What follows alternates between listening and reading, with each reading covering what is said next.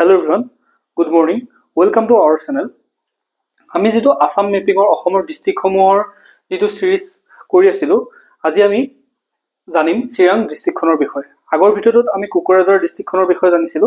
আজি আমি চিৰাং ডিস্ট্ৰিক্টখনৰ বিষয়ে অলপ বিতংকৈ জানিবলৈ চেষ্টা কৰিম। তো চিৰাং ডিস্ট্ৰিক্টখন হৈছে যি আমাৰ বিটিএডিৰ চাৰিখন ডিস্ট্ৰিক্ট আছে কোকৰাঝাৰ, চিৰাং, বাক্সা আৰু ওদালগুৰি সেই চাৰিখন ডিস্ট্ৰিক্টৰ ভিতৰত এখন অন্যতম। চিৰাং ডিস্ট্ৰিক্টখন যদি আপোনালোকে চাই এইখন হৈছে চিৰাং ডিস্ট্ৰিক্ট। চিৰাং জিলাখনৰ আমি যদি প্ৰথমতে সীমাখিনি চাই লওঁ কোনখন দেশ বা কোন কেইখন জিলা বা কোনখন ৰাজ্যৰ সৈতে চিৰাং জিলাখনে বৰ্ডাৰ শ্বেয়াৰ কৰে তেতিয়াহ'লে আমি দেখিম যে উত্তৰ দিশত আছে আপোনাৰ ভূটান। ভূটানৰ লগত উত্তৰ দিশত বৰ্ডাৰ শ্বেয়াৰ কৰে অৰ্থাৎ সীমা শ্বেয়াৰ কৰে। আৰু আমি যদি পূবলৈ চালে আপুনি দেখিব যে এইখন হৈছে বাক্সা। এইখন হৈছে বাক্সা, পূবলৈ বাক্সা আৰু বাক্সাৰ সৈতে বৰ্ডাৰ শ্বেয়াৰ কৰে। তাৰপিছতে আমি যদি চাওঁ দক্ষিণ দিশত আমি দেখিম যে চিৰাঙে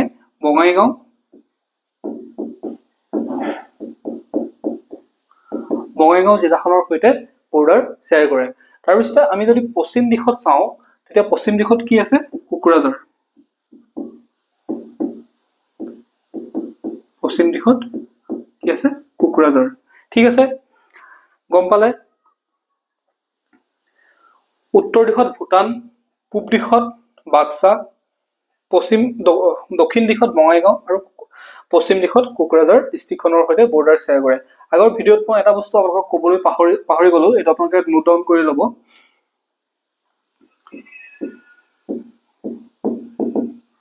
ভূটানৰ লগত কোকৰাঝাৰখনেও ডিস্ট্ৰিক্টখনে যিহেতু বৰ্ডাৰ শ্বেয়াৰ কৰে সেই বৰ্ডাৰ ডিষ্টেন্সটো হৈছে 40 কিলোমিটাৰ। আৰু আমি যদি চিৰাংখনক চাবলৈ যাওঁ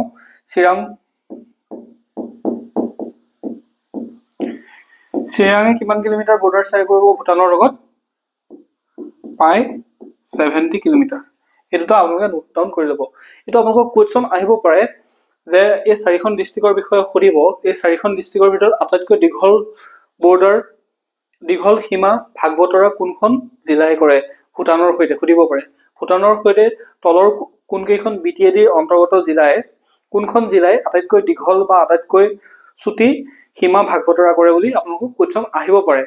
তো আপোনালোকে মনত ৰাখি ল'ব ভূটানৰ লগত কোকৰাঝাৰখনে 40 কিলোমিটাৰ আৰু চিৰাঙে ভূটানৰ লগত 70 কিলোমিটাৰ বৰ্ডাৰ শ্বেয়াৰ কৰে। আৰু বাক্সা আৰু আপোনাৰ ওদালগুৰি এইটো মই নেক্সট ভিডিঅ'ত আপোনালোকক কৈ দিম। ঠিক আছে, এতিয়া আমি ডিটেইল মেপখনলৈ যাওঁ। আৰু ইয়াতে মই লিখিয়ে লৈ আহিছোঁ চিৰাং জিলা ভাৰতবৰ্ষৰ অন্তৰ্গত অসমৰ পশ্চিম প্ৰান্তত অৱস্থিত আৰু বড়োলেণ্ড স্বায়ত্তশাসিত পৰিষদৰ অন্তৰ্গত চাৰিখন জিলাৰ এখন। তাৰপিছত 2004 চনত কোকৰাঝাৰ, বঙাইগাঁও আৰু বৰপেটাৰ জিলাৰ অংশ বিশেষ সাঙুৰি চিৰাং জিলাখন গঠন কৰা হৈছিলে।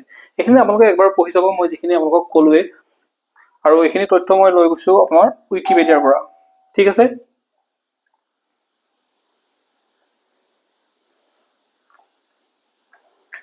তাৰপিছতে আমি ডিটেইল মেপখনৰ জৰিয়তে যদি আমি চাবলৈ যাওঁ তেতিয়াহ'লে আমি গম পাম যে চিৰাং জিলাৰ সদৰ হৈছে কাজলগাঁও। চিৰাং জিলাৰ সদৰ হৈছে কাজলগাঁও, মনত ৰাখিব। চিৰাং জিলাৰ হেড অফিচটো আপোনালোকক সুধিব পাৰে বোলে চিৰাং জিলাৰ হেডকোৱাৰ্টাৰ ক'ত বা সদৰ ঠাইখনৰ নাম কি, তেতিয়াহ'লে আপোনালোকে মনত ৰাখিব চিৰাঙৰ সদৰ হৈছে কাজলগাঁও। ঠিক আছে, তাৰপিছতে চিৰাঙৰ যদি আৰু এখন ইম্পৰ্টেণ্ট ঠাই যদি চাওঁ তেন্তে হৈছে বিজনী। এইখন বিজনী আপোনালোকে দেখিছে।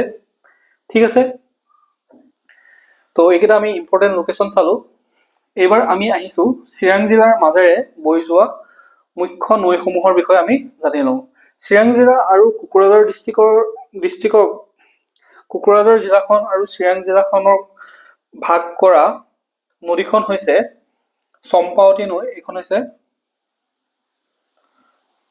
হৈছে চম্পাৱতী নৈ, মনত ৰাখিব। এখন হৈছে চম্পাৱতী নৈ। তাৰপিছতে আন এখন ইম্পৰ্টেণ্ট নদী হৈছে আই নদী। এখন হৈছে আই নদী। তাৰপিছতে আন এখন ইম্পৰ্টেণ্ট হৈছে মানাহ। এখন দেখিছে মানাহ নৈ, মানাহ নদী। তাৰপিছতে আৰু এখন সৰু নদী হৈছে আগৰং নদী। ঠিক আছে, এই চাৰিখন নৈৰ বিষয়ে আপোনালোকে মনত ৰাখি ল'ব। একদম এক্সামত আহিবই, এইবিলাক ইম্পৰ্টেণ্ট কথা হয়। মই যিখিনি কৈ আছো একদম এক্সাম অৰিয়েণ্টেড কথা, বাহিৰৰ এনে কিছুমান কথা কৈ থকা নাই যিকেইটা আমাৰ এক্সামৰ কাৰণে লাগে। আমি এক্সামৰ লৈহে আমি বস্তুখিনি পঢ়িম। ঠিক আছে, এক্সামত কি বিচাৰে আমি সেই লৈহে প্ৰস্তুতি কৰিম। তো এখন হৈছে চম্পাৱতী নৈ, তাৰপিছতে আন এখন হৈছে আই নদী, তাৰপিছত 3 নম্বৰখন হৈছে মানাহ নদী, আৰু 4 নম্বৰখন হৈছে আগৰং নৈ। ঠিক আছে, তাৰপিছতে আমি চিৰাং জিলাখনত এখন ৰাষ্ট্ৰীয় উদ্যান আছে, আমাৰ দ্বিতীয়খন ৰাষ্ট্ৰীয় উদ্যান আছে। সেই ৰাষ্ট্ৰীয় উদ্যানখনৰ নাম কি? সেই ৰাষ্ট্ৰীয় উদ্যানখনৰ নাম হৈছে মানাহ নেশ্যনেল পাৰ্ক।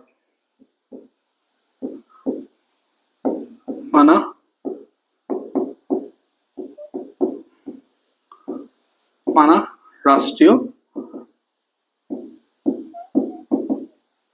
উদ্যান।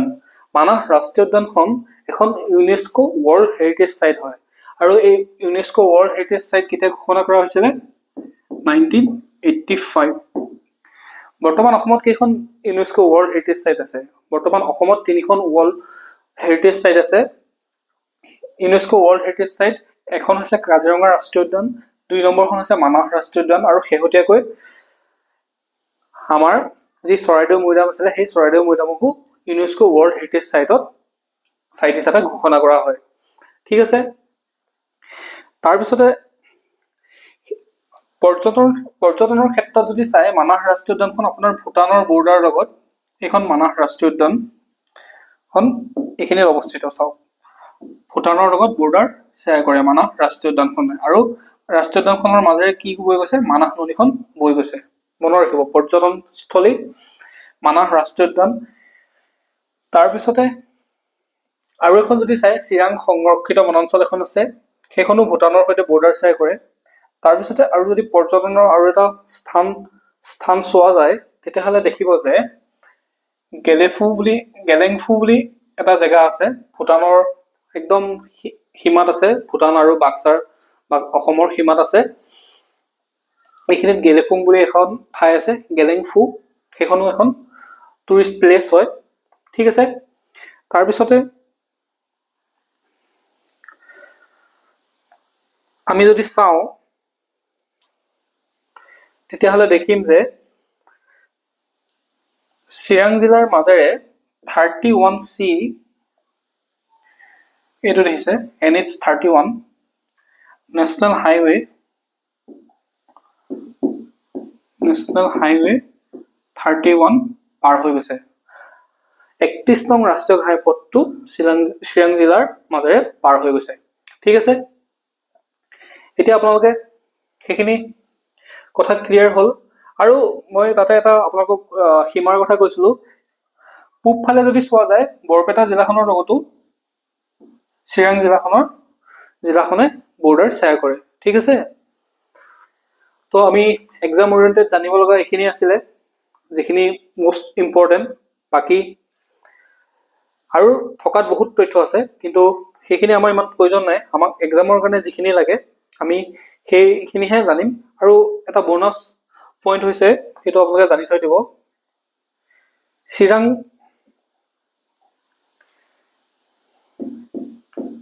চি মানে হৈছে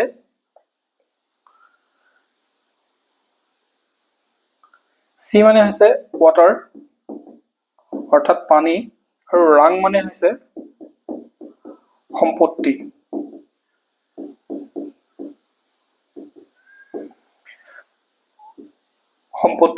এইটো এটা গাৰো ভাষাৰ শব্দ। মই এটা লিখি দিছোৱে, মই আৰু নতুনকে চাব লগা একো নাই, ইয়াতে আপোনালোকক লিখি দিছোৱে। গাৰো ভাষাৰ শব্দ চি অৰ্থ হৈছে পানী, আৰু ৰাং মানে হৈছে সম্পত্তি। এই শব্দ দুটা মিলি পেলাই চিৰাং নামটোৰ উৎপত্তি হোৱা বুলি কোৱা হয়। ঠিক আছে, চিৰাং জিলাৰ বিষয়ে ইমানখিনিয়ে জানিবলৈ যদি ভিডিঅ'টো ভাল পাইছে তেন্তে লাইক কৰিব, কিবা জানিব লগা থাকিলে কমেণ্টত লিখক, আৰু নতুন কিবা যদি এড কৰিব লগা আছে সেই বিষয়ে আপোনালোকে জনাব, আৰু আমাৰ চেনেলটো ছাবস্ক্ৰাইব কৰি ল'ব এনেধৰণৰ ভিডিঅ'সমূহ পাই থাকিবৰ বাবে। Thank U.